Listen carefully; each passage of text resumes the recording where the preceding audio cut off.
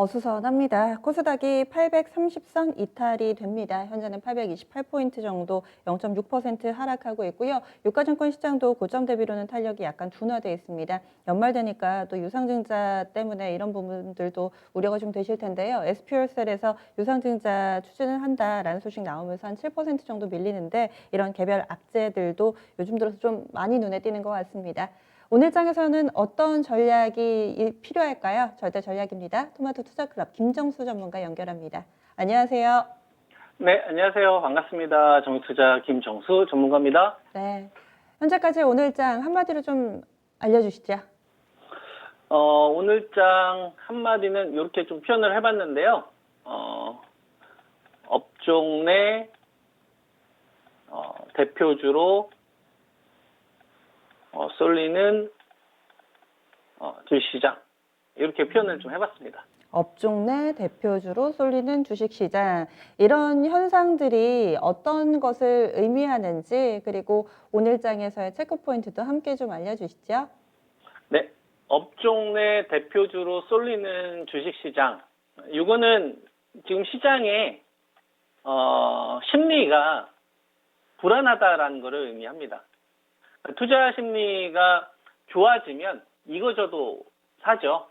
뭐 부동산을 예를 들면 부동산 가격이 앞으로 다 자신 있으면 갭 투자도 하고 뭐 강남에 있는 아파트도 사고 일산에 있는 것도 사고 제주도도 사고 전주 것도 사고 광주도 사고 부산도 사고 대구도 사죠. 다 전체적으로 호황이라고 한다면 그리고 자신감이 있다면 그죠? 근데 불안감이 커지면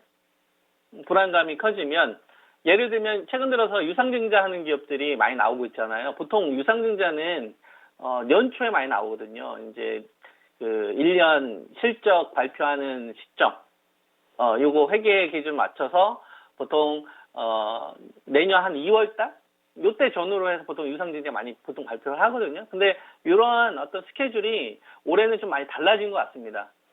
올해 같은 경우에는 유상증자 하는 기업들이 소수차 관련된 섹터에서도 나오고 그 다음에 바이오제약 관련된 섹터에서도 막 나오고 그러니까 좀 자신감을 잃게 되는 거죠. 혹시 내가 가지고 있는 주식이 좀 유상증자에 타겟이 되는 건 아닌가? 이런 좀 불안감이 하나 있는 것 같고 그 다음에 업종류 대표주로 쏠리는 주시장이라는 거는 다르게 얘기하면 지금 시장이 지수로 봤었을 때는 이게 비싸다고 생각을 하지는 않는데 종목들이 시세가 이제 더디다 보니까 그러면 일단 안전하게 내가 가지고 있는 자산을 좀 지켜야 되니까 그 섹터 내에서 이제 대표주급들 먼저 일단 사봐야겠구나. 이런 심리가 일단 반영이 되고 있는 것 같아요. 그래서 일단 IT 반도체 섹터도 일단 삼성전자나 하이닉스하고 그 다음에 바이오제약 같은 경우도 뭐 삼바나 뭐 셀트로이나 이제 녹시제 이렇게 이름 되면 좀 알 수 있는 대표주급부터 먼저 한 다음에 나머지 주식 좀 보려고 하는 것 같고 그 다음에 뭐 자동차 섹터들도 이제 마찬가지인 겁니다. 철강주도 마찬가지. 그래서 지금 현재 시장에 좀 불안 심리가 가중되고 있는 부분들이 있다 보니까 대표주 쪽으로 좀 쏠리는 주식시장을 가 있고 그리고 여기서 이제 멀어진 돈들은 주시장 주위에 좀 있는 것 같아요. 그래서 좀 호재를 다 같이 좀 기다리고 있지 않나. 지난주에 제가 제시해드린 전략에서 키워드를 좀 제시해드렸던 부분들이 뭐냐면은 시장에 좀 경계감이 있다. 그리고 그러한 가운데서 좀 기회를 좀 찾으려고 하는데 지금 실적 시즌인데 이 실적 관련되어서 좋은 내용이 발표가 됐다고 하더라도 시장에서 어떤 뭐 강력한 드라이브가 걸린다거나 어떤 강력한 매스가 나와서 뭐 추세를 살린다거나 신고가 종목들이 확산된다거나 이런 것들은 좀 없거든요. 이게 왜 그런지를 보면 가장 지금 시장에서 중요하다고 보고 있는 키워드가 이제 코로나19와 관련된 부분인데 백신이 나와야 그죠? 이 백신이 원래 예정대로 10월 달에서 12월 달 정도에 좀 순항되는 흐름들이 나와야 되는데 이게 연속으로 이제 3번에 걸쳐서 아스트라제네카라든지 존슨앤존슨이라든지 뭐 릴리 같은 업체들이 중간중간에 발표되는 인상 노이즈가 나오다 보니까 혹시 이게 잘못되면 앞으로 발생될 수 있을 만한 이런 경제 어떤 이 컨센 자체가 크게 뒤바뀔 수 있는 거잖아요. 당연히 백신이 나올 거라고 생각을 하고 연말에 나올 거라고 생각을 하고 거기에 맞춰서 기업들에 대한 실적이나 스케줄을 세워서 전략을 세웠는데 여기가 이제 금이 가기 시작을 하는 거죠. 그래서 요 금이 가는 이 요인들을 다시 붙이려면 이 백신부터 일단 해결이 돼야 된다. 그래서 코로나 백신과 관련된 긍정적인 어떤 내용들이 나와야 된다. 유의미한 결과가 나와야 된다. 이게 이제 포인트고요.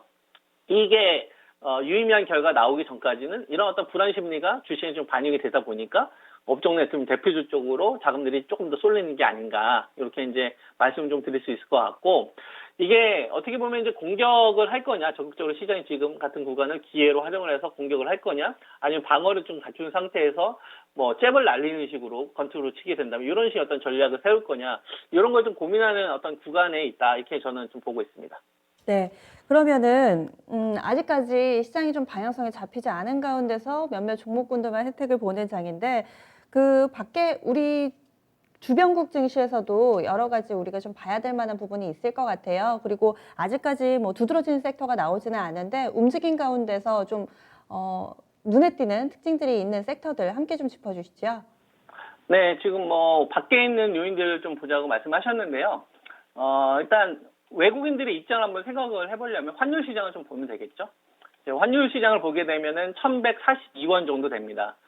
우리가 올해 3월 달에 한 1,275원까지 주식 시장이 이제 폭락하는 이 기간 동안에 이제 환율이 좀 급등하는 흐름이 나왔는데요. 이거 이후에 연준 쪽에서 강력한 이 양적 완화와 관련된 어떤 발언들이 좀 있었고, 그 다음에 상당 기간 좀 저금리와 관련된 부분들이 있었는데, 한 가지 더해줘야 될 게 있었죠. 이 통화정책과 관련된 부분에 있어서 이게 효과를 발휘하기 위해서는 이 재정정책과 관련된 부분들이 필요하다. 이런 이야기를 좀 많이 했었거든요. 근데 지금 보면 지금 연준의 뉘앙스는 좀 바뀐 거 없이 그대로 좀 가고 있거든요. 그대로 가고 있는데 이 재정정책과 관련된 부분들이 다르게 얘기하면 어떻게 보면은 정치 변수로 볼 수도 있는 겁니다. 우리가 11월 초에 그 트럼프 대통령과 이제 바이든 후보의 어떤 대통령 선거를 좀 앞두고 이제 공화당 쪽에서 주장하고 있는 것과 민주당 쪽에서 이제 주장하고 있는 것들이 입장차가 큰데 이것에 합의가 이루어야 재정 정책을 취할 수 있는 거잖아요. 그러면 통화 정책에 재정 정책에 더해서 효과를 발휘할 수 있을 텐데 그게 없는 상태에서 이 재정 정책과 관련된 부분들이 12월 달까지 붕 떠져 보이다 보니까 시장의 참여자들이 좀 어떻게 보면 시장에 대한 좀 자신감을 잃어버린 거예요. 그러다 보니까 일단 시장에 대해서 조금 더 경계하고 있는 물량들이 조금 더 강하게 나오고 있는 것 같고요. 이게 환율 시장으로 보게 되면 지금 현재 시장이 추세 하락으로 갈 것이냐 아니면 박스권장으로 갈 것이냐에 대한 저는 방향을 좀 제시해주고 있다고 봅니다. 지금 현재 리스크 관련된 부분들 정말 외국인들의 입장에서 국내 주식시장에 대해서 좀 투자할 만한 매력이 없다고 한다면 환율이 이런 흐름을 보이지는 않겠죠. 다시 1250원에 복귀를 한다든지 이 상단을 좀 회복해주는 흐름이 나올 텐데 원화 강세 기간이 계속 이루어지고 있다는 얘기는 뭐냐면 지금 현재 시장이 원하고 있는 뉴스들이 안 나오고 있기 때문에 초과락하고 있는 주식들이 많이 나오고 있다. 이건 거죠. 그러니까 분명한 좀 투매의 어떤 흐름들이 좀 만들어지고 있다라고 보고 있어서 환율 시장을 기준으로 말씀을 좀 드리자면 이전에 이제 무너지기 직전 자리가 한 1,190원 정도 됩니다. 그래서 요 구간에 있었을 때 시장은 박스권으로 계속 좀 간다라고 보시고 거기에 맞춰서 좀 전략을 세우시는 게 좀 좋을 것 같고요. 우리가 지금 시장에서 전혀 기회가 보이지 않잖아요. 어떻게 보면 계속 약한 주식들만 많이 있고 그 다음에 호재보다는 악재에 반응하는 주식들이 있고 삼성전자나 하이닉스 사장이 수익률이 뭐 그냥 지지부진하고 그죠? 잘 버티는 것이 수익률이 터지는 건 아니잖아요. 우리가 한번 생각을 해보는 거예요. 주식시장이 이게 정말 좀 잘 돌파를 하다가 이게 갑자기 폭락 흐름이 나왔어요. 그리고 나서 이제 첫 번째 이제 반등이 나왔는데 이런 구간에서 50포인트 올라가고 50포인트 빠지고 이게 중요한 게 아니라 이 시장이 판이 바뀌느냐. 그러니까 추세 하락 구간에서 상승으로 완전 턴될 수 있을 만한 이 계기가 발생되느냐가 더 중요한 거잖아요. 여기서 50포인트 올라가고 50포인트 빠지는 것보다 지금도 저는 비슷하다고 보거든요.